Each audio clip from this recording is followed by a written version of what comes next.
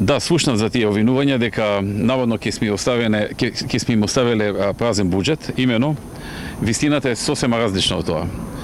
На почетокот на оваа недела, како што чувме и во јавноста, во буџетот имаше средства во износ од 180 милиони евра.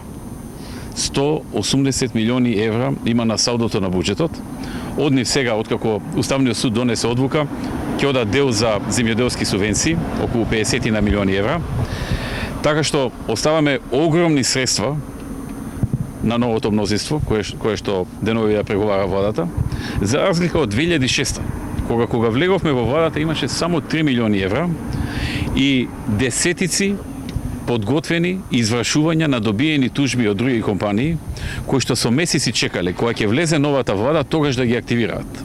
Само што влеговме во владата во 2006 година, иако имаше 3 милиони евра, за десетина дена се активираа десетици и десетици извршни решенија на изгубени судски рочишта што ги имала владата и владата беше блокирана.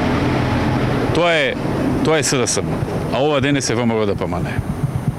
Тоа е разликата и мене ме загрижува што СДСМ уште не составиле влада и не влегле во владата, а веќе бараат изговори за нивното неработење кое што ќе следува, за нивната неспособност.